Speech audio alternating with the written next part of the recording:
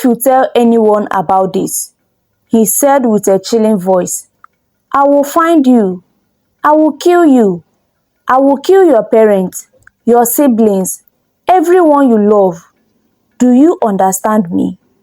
Ulie nodded, her whole body trembling with fear. Yes, yes, she whispered.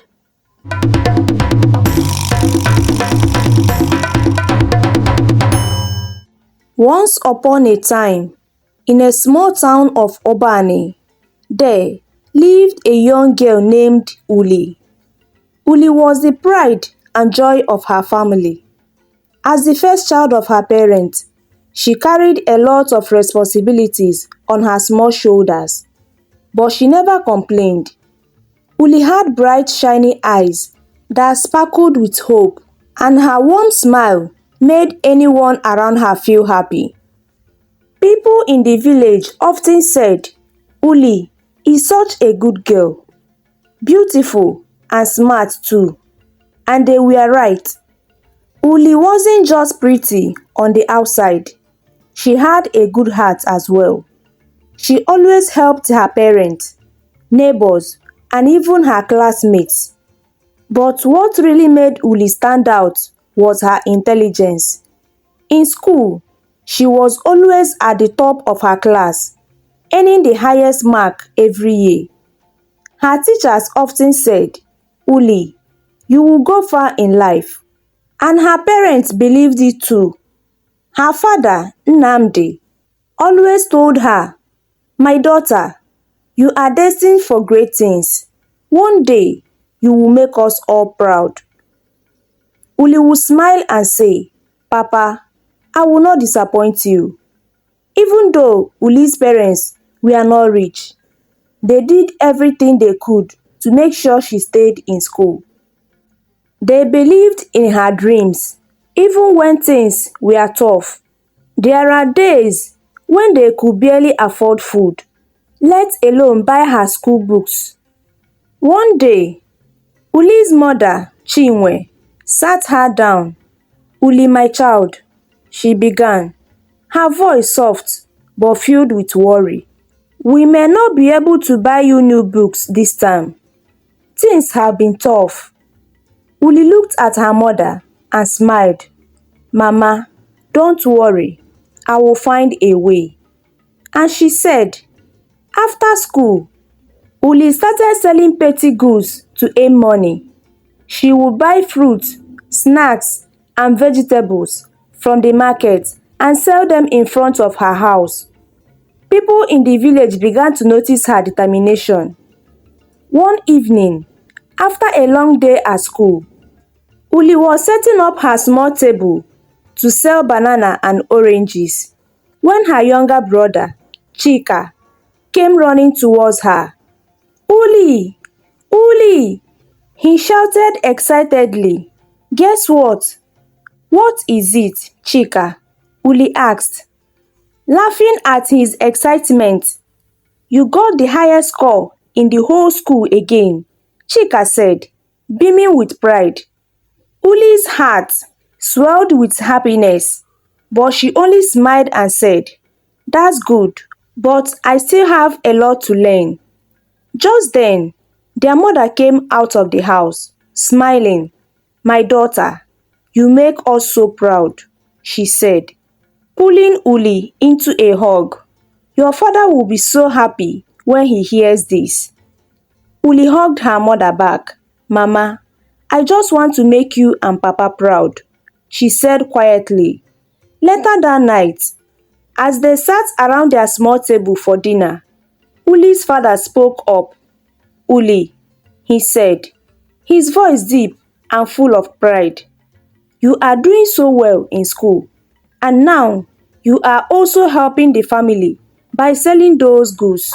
You have a good head on your shoulders. Ulie looked down at her plate, feeling shy.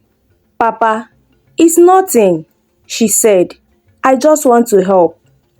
Her father smiled and said, it's not just nothing, it is everything. You are a special child, and we know you are going to be great someday. Her mother nodded. You are destined for greatness, Ulie, but remember to always stay humble and kind. I will, Mama, Ulie promised. Every day after school, Ulie continued to work hard. She would finish her lessons, sell her goods, and still find time to help her mother around the house. Even when she was tired, she never gave up. She knew that her hard work was the only way to achieve her dreams. One afternoon, her best friend Amaka stopped by as Ulie was packing up her stall. Ulie, don't you get tired of all this work? Amaka asked, shaking her head. You are the best student in the school, but you are always busy. Don't you want to rest sometimes? Ulie laughed softly. Of course I get tired, Amaka, but I have to help my family. Besides, one day, all this hard work will pay off. Amaka smiled at her friend's determination. You are right, Ulie. One day, you will be a great woman.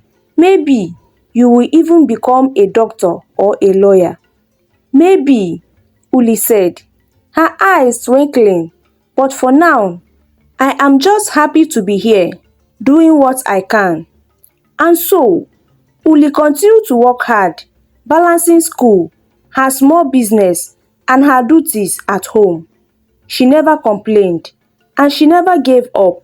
She knew that with patience, hard work, and the love of her family, she could achieve anything.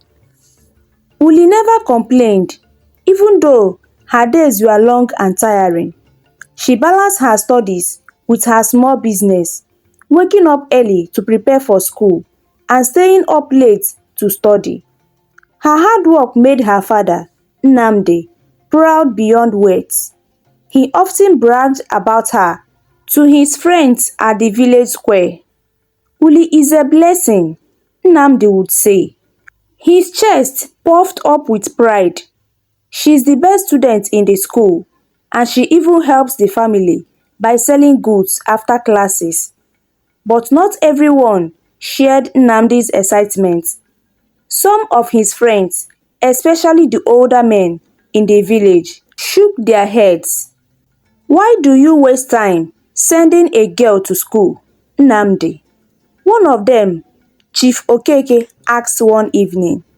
She should be learning how to cook, take care of the children, and prepare for marriage. Nnamdi frowned. And who says a girl cannot be educated and still learn how to cook? My Ulie will be a great woman one day, and you will see it. Chief Okeke scoffed. We will see, Nnamdi. But don't be surprised if she comes back home in a few years with a husband and forgets all this school nonsense. Nnamdi ignored him. He knew his daughter was special, and he believed in her dreams. As the weeks passed, Ulie prepared for her final year in secondary school. She was excited to finish and take her exams, and she dreamed of going to university to study law. But then, something happened that would change her life forever. One hot afternoon, Ulie went out to sell her goods as usual.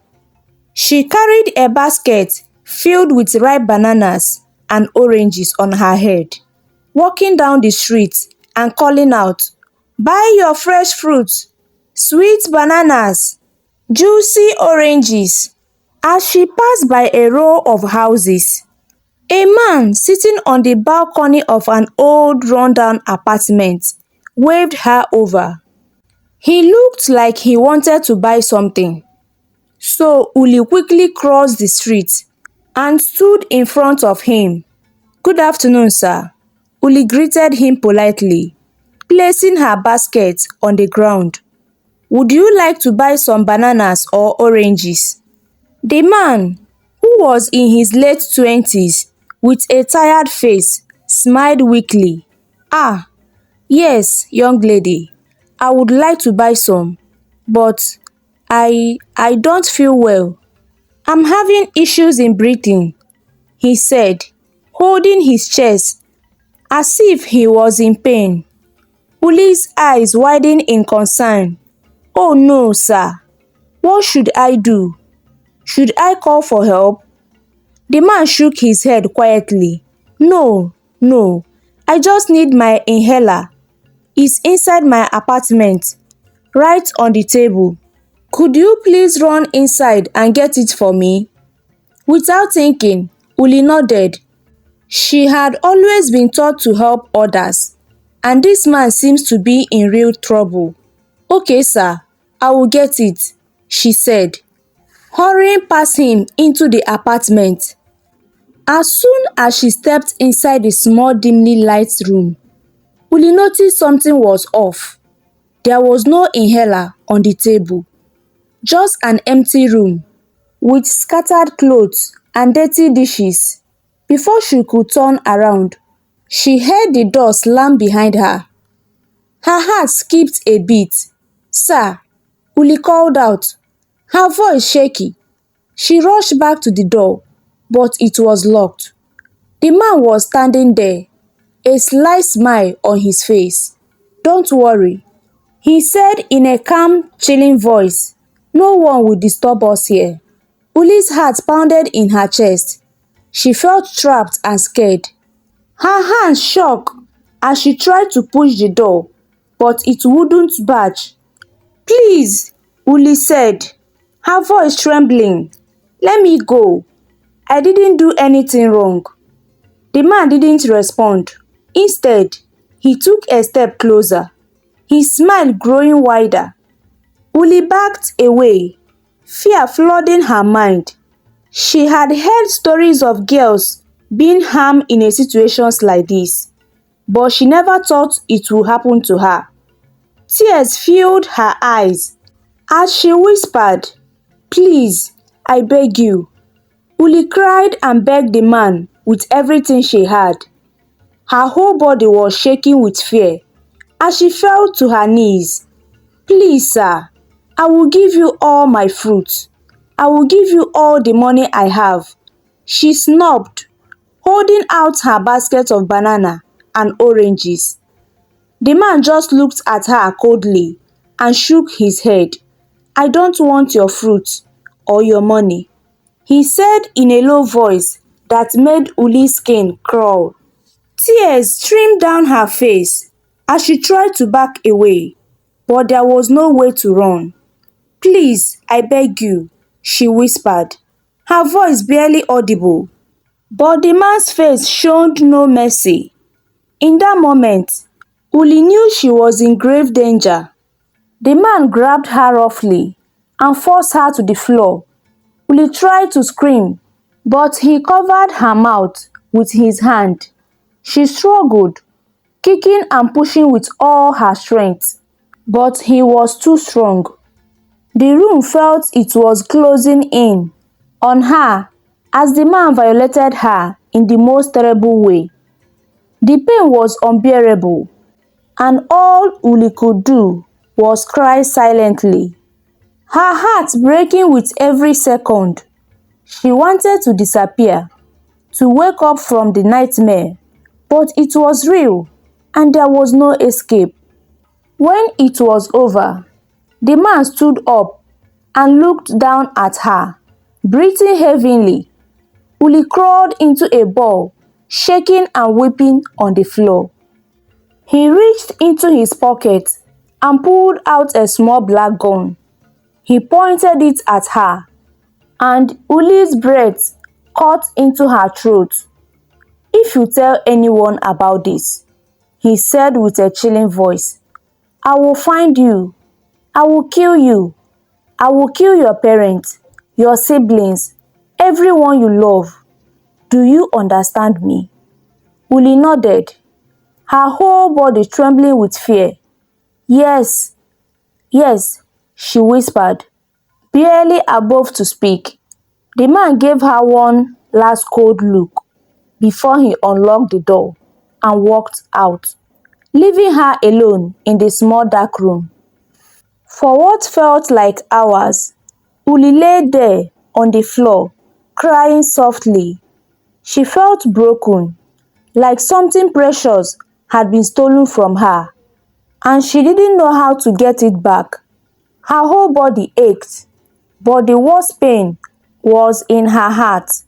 When she finally gathered the strength to stand up, she wiped her tears and slowly walked home. Her legs felt weak, and her mind was filled with fear and confusion. What would she tell her family? How could she face them after what happened? The man's threat echoed in her head.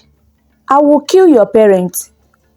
As she reached her house, she quickly wiped her face, trying to hide the fact that she had been crying. She couldn't let anyone know what had happened. She couldn't risk her family's safety.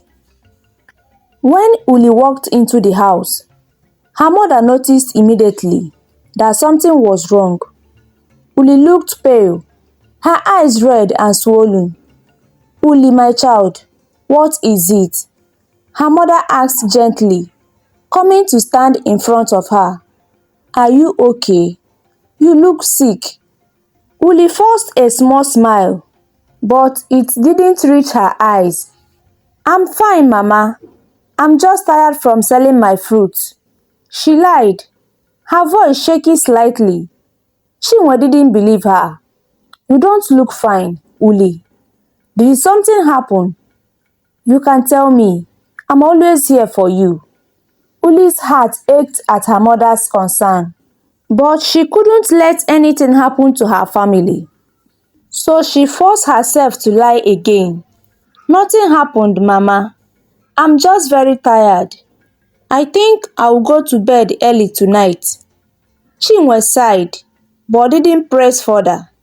"All right, Ulie, but if something is bothering you, you can always tell me. I don't want you to carry any burden alone, okay?" "Okay, Mama," Ulie replied softly, but deep inside, she knew she couldn't tell anyone. She couldn't risk it. That night, Ulie lay in her bed, staring at the ceiling, unable to sleep. Every time she closed her eyes, she saw the man's face and heard his voice threatening her family. She felt so alone, so trapped. The pain and shame weighed heavily on her, and she didn't know how to escape it. As the days passed, Ulie tried to go back to her normal routine, but nothing felt the same. She no longer smiled as easy, and she felt jumpy whenever someone got too close to her. Her mind was constantly filled with fear. The man's threats haunted her every waking moment. Her mother noticed the change in her, but whenever she asked, Ulie just brushed it off. "I'm fine, Mama," she would say with a fake smile. Ulie knew that she couldn't carry this burden forever, but for now, she chose silence. She kept her pain hidden deep within her, afraid of what might happen if the truth ever came out. A few months later, after the terrible incident, and Ulie started to feel sick. At first, she thought it was because she was tired from selling fruits and studying. But soon, the sickness became worse. She felt dizzy at all times and could barely keep any food down. Every morning, she woke up feeling nauseous, her stomach turning even at the smell of her favorite foods. One afternoon, while Ulie was lying on her mat, too weak to get up, her mother came into the room with a worried look on her face. "Ulie, my daughter, you have been sick for weeks now. This is not normal. We need to call Nurse Ada to check you." She tried to sit up but felt dizzy. "I'm fine, Mama. I just need some rest," she said, though deep down she knew something was wrong. Her father came in, his face full of concern. "Rest won't help this time, Ulie. We are calling Nurse Ada. You need proper treatment," he said firmly. Chinwe nodded and hurried out of the room to fetch the village nurse. Not long after, Nurse Ada arrived with her medical kit. She was a kind woman who had helped many people in the village, and Ulie had always liked her. But today, Ulie felt nervous as Nurse Ada sat down beside her, checking her pulse, asking her questions. "Ulie, how long have you been feeling like this?" Nurse Ada asked gently. "For a few weeks now, Nurse Ada. I feel tired all the time, and I can't even eat without feeling sick," Ulie replied weakly. Nurse Ada looked concerned as she continued her examination. After a while, she stood up and said, "I will need to run some tests to find out what is wrong." Ulie nodded, too tired to say more. She lay back down on her mat, closing her eyes as Nurse Ada took her blood and asked her to give her a sample for the test. The next day, Nurse Ada returned with the result. She sat with Ulie's parents, her face serious. "I have done the test, and I'm afraid Ulie is pregnant." The words hit the room like a thunderbolt. Ulie's mother gasped, her hand flying to her chest. "Pregnant? No, that can't be. My daughter is a good girl." "Ulie," Chinwe cried, turning to her daughter, who sat frozen in shock. Her father stood up, his face pale, and his hands trembling. "Ulie, is this true? How could this happen?" he asked in disbelief. "Who is responsible for this?" Ulie's heart pounded in her chest. She felt like the wall were closing in on her. Pregnant? How could she be pregnant? She hadn't been with anyone except that day, that horrible day with that man. The memory came rushing back, making her stomach turn. She felt sick all over again. Her mother grabbed her by the shoulders, shaking her gently. "Ulie, speak to us. Who got you pregnant? Tell us." "My daughter," she cried, her eyes filled with tears. But Ulie couldn't speak. The words couldn't come out. Her throat felt tight and her hands shook. She was too afraid to say anything. The man's threat echoed in her mind. "I will kill your parents." How could she tell them the truth and put them in danger? I don't know," Ulie whispered, her voice barely audible. Her parents looked at her in shock. "You don't know?" her father shouted, pacing the room in frustration. "How can you not know who got you pregnant? This is serious. Your future is at stake." Tears streaming down her face as she shook her head, unable to explain. She felt trapped. Her dreams of finishing school, becoming a lawyer, and helping families were slipping away before her eyes. How could this happen to her? Her mother sat down beside her, weeping.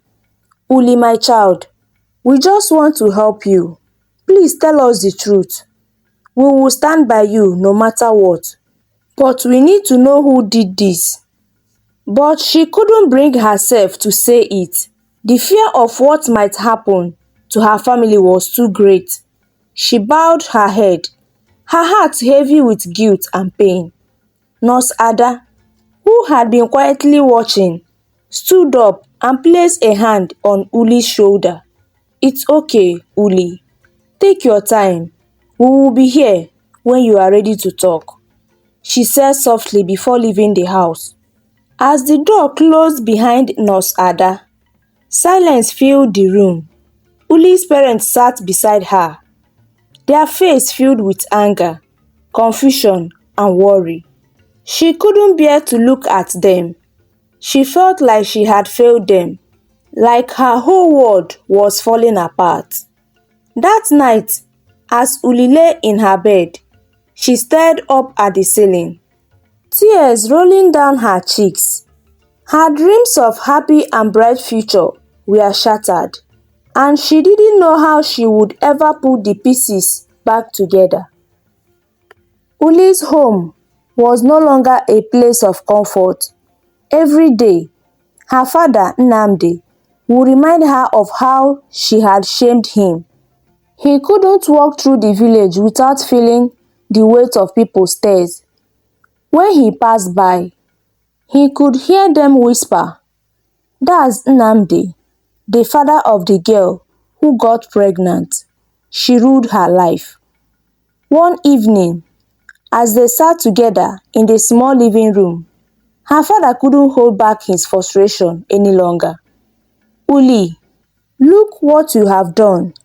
I can no longer lift my head in the village. People laugh at me. I have become an object of mockery just because of you." Nnamdi's voice filled with anger and pain. "You were supposed to be the pride of this family, and now look at what you have become." Ulie sat quietly, tears streaming down her face. She had heard these words many times already, but they still hurt just as much.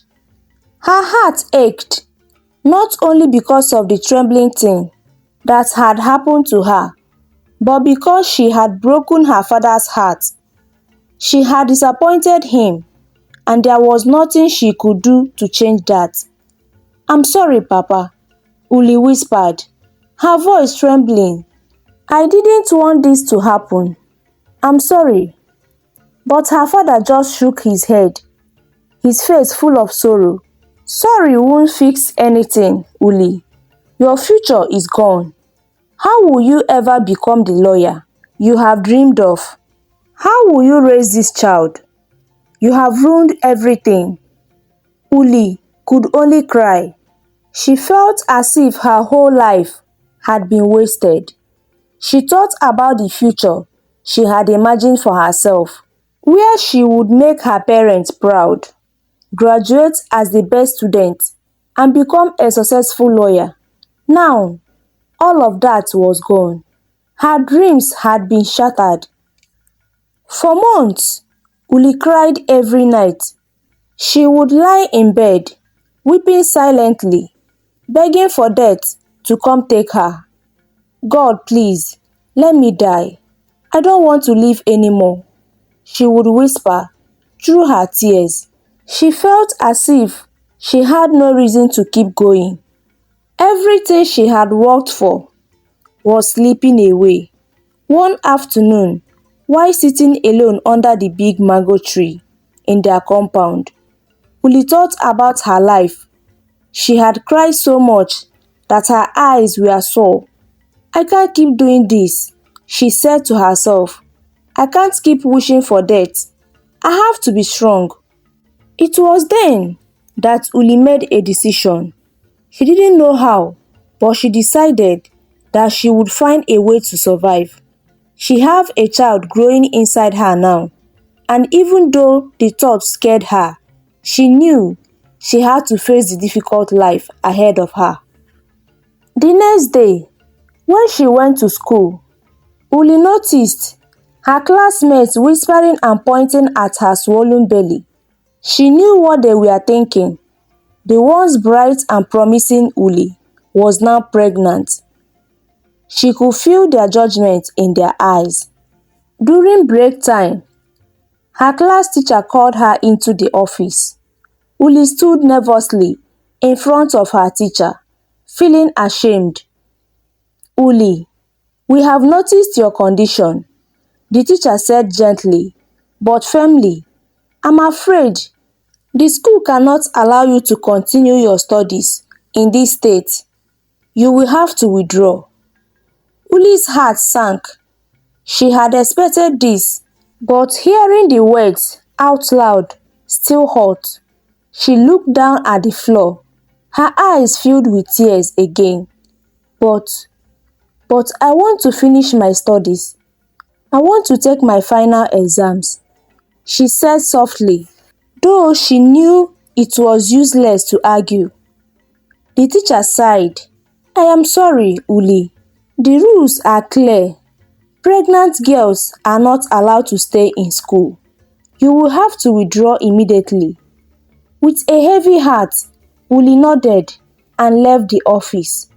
As she walked through the schoolyard for the last time, her classmates stared at her, some with pity, others with judgment. Ulie felt like a shadow of her former self.